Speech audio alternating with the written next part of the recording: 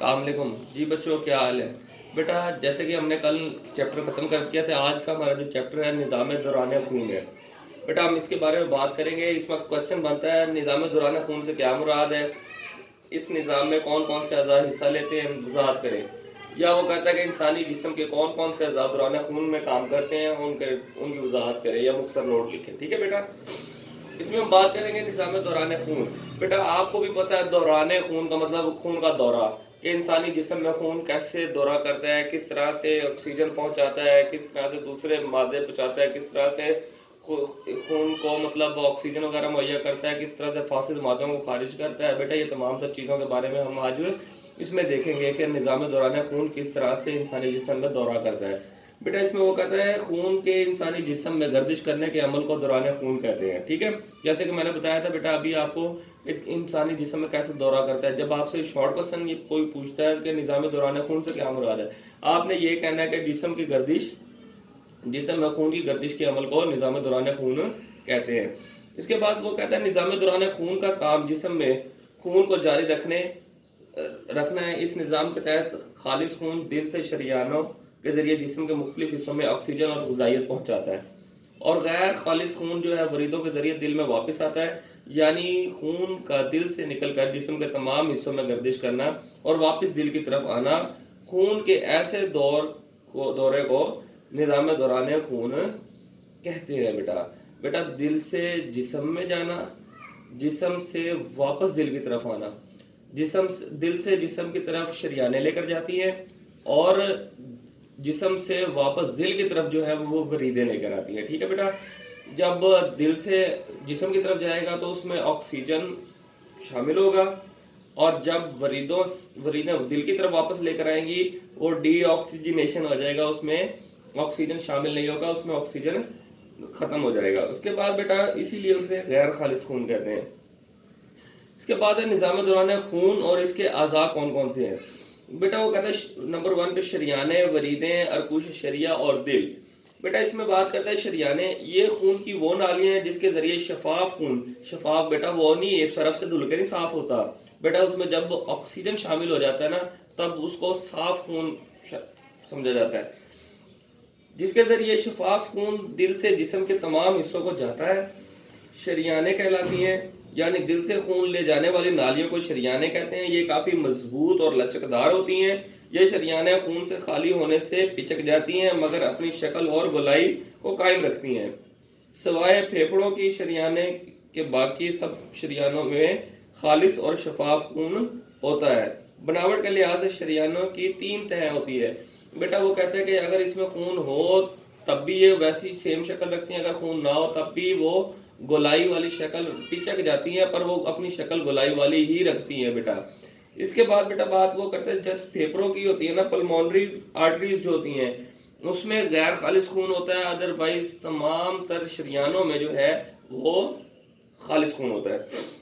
اب بھی یہ بناوٹ کے لحاظ سے 3 تہوں میں تقسیم کیا ہے بیٹا۔ وہ کہتا ہے بیرونی تہ یا گلاب جو مضبوط ریشہ دار خلیوں پر مشتمل ہوتا ہے، درمیانی تہ عضلاتی لچکدار ریشوں سے بنی ہوتی ہے، اندرونی تہ پر وہ کہتا ہے زرد لچکدار خلیات کی تہ چڑھی ہوتی ہے جس میں خون چلتا ہے۔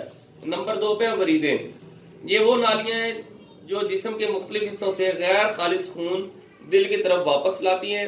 وریدیں شریانوں کی نسبت تعداد میں زیادہ کشادہ ہوتی ہیں، یہ جسم کی گہرائی میں اور جلد کی سطح کے بالکل قریب بھی پھیلی ہوتی ہیں، جنہیں بآسانی دیکھا بھی جا سکتا ہے۔ وریدیں بہت نازک پتلی ہوتی ہیں جو خون سے خالی ہونے پر پچک جاتی ہیں۔ بناوٹ کے لحاظ سے وریدیں شریانوں کے ساتھ مماثلت رکھتی ہیں، ان کی بھی 3 تہیں موجود ہوتی ہیں۔ بیٹا وہ کہتا ہے کہ آپ کی جلد کے ساتھ ساتھ جو باریک نالیاں ہوتی ہیں انہیں ہم وریدیں، انہیں بھی یہ بھی وریدیں ہوتی ہیں۔ اس میں اور بھی بہت سی نالیاں موجود ہوتی ہیں جو غیر خالص خون جسم سے واپس دل کی طرف لے کر جاتی ہیں، انہیں ہم وریدیں کہتے ہیں۔ اس میں ان کی جو تہیں ہوتی ہیں ان کا نام ہے بیرونی ریشہ دار تہ، عضلاتی لچکدار ریشوں کی تہ، چپٹے خلیوں سے مرکب لچکدار جھلی پر مشتمل اندرونی تہ۔ سوائے پھیپھڑوں کی وریدیں بیٹا پلمونری وینز، باقی تمام وریدوں میں غیر خالص خون ہوتا ہے۔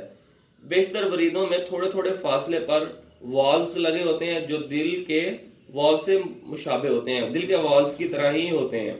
ٹھیک ہے بیٹا, جو خون کو واپس آنے سے روکتے ہیں. بیٹا وریدوں میں والز لگے ہوتے ہیں جو خون کو جانے کے بعد واپس آنے سے روکتے ہیں. ٹھیک ہے, جیسے آپ ٹیوب میں ہوا بھر دیتے ہیں, ٹیوب میں ہوا بھر گئی, اس کے بعد جب آگے وال لگا ہوتا ہے وہ ہوا کو واپس باہر نہیں آنے دیتا, ایسے ہی انسانی جسم میں والز لگے ہوئے ہیں. بیٹا اس کے بعد ہے ارکوش شریعہ. ارکوش شریعہ دراصل شریانوں کی نہایت ہی باریک بال جیسی خردبینی نالیاں ہیں جو شریانوں کے اختتام اور وریدوں کے اختتام پر واقع ہیں. ارکوش شریعہ کی دیواریں نہایت پتلی اور نرم تہہ پر مشتمل ہوتی ہیں. دراصل ان ارکوش شریعہ کے ذریعے جسمانی بافتوں اور خون کے درمیان غذائی مادوں اور گیسوں کا باہمی تبادلہ ہوتا ہے. اسے نظام دوران خون کا سب سے اہم حصہ کہتے ہیں. بیٹا اس نظام میں گیسوں کا تبادلہ انسانی جسم میں خون کے ساتھ ہو رہا ہوتا ہے, اس لیے یہ دوران خون کا اہم ترین حصہ ہے. اسی وجہ سے خوراک اور آکسیجن ان میں گزر کر بافتوں میں چلی جاتی ہیں اور بیکار مادے کاربن ڈائی آکسائڈ ارکوش شریعہ سے گزر کر خون میں شامل ہو کر وریدوں میں چلے جاتے ہیں.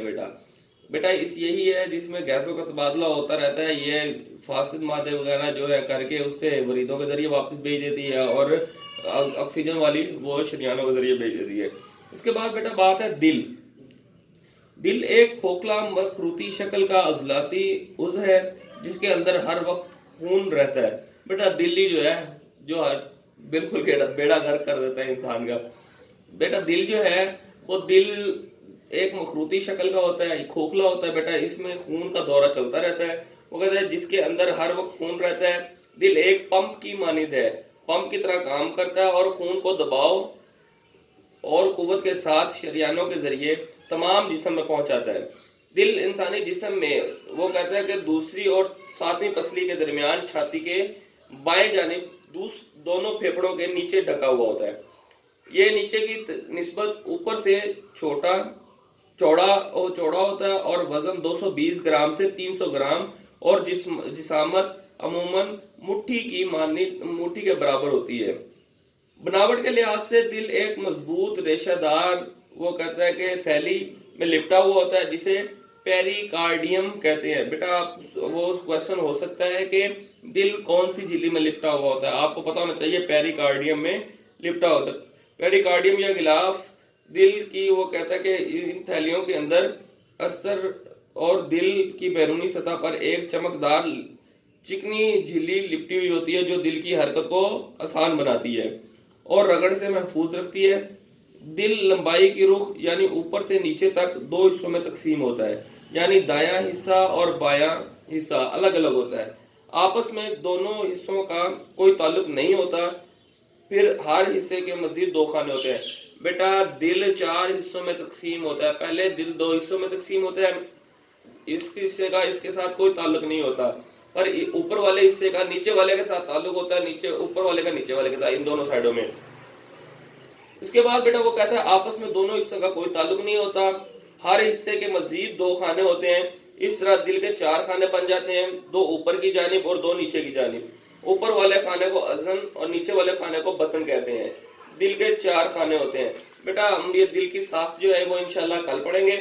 بیٹا وہ یہ کہہ رہا ہے کہ دل کے 4 حصے ہوتے ہیں, 2 حصے ہوتے ہیں اور وہ 2 حصے آگے 2 حصوں میں تقسیم ہوتے ہیں. بیٹا ایک دایاں آریکل, اوپر والے کو آریکل, نیچے والے کو وینٹریکل بطن کہتے ہیں. ٹھیک ہے, یہ اسی طرح بائیں سائڈ کو ایسے ہی 2 حصوں میں تقسیم کیا ہے.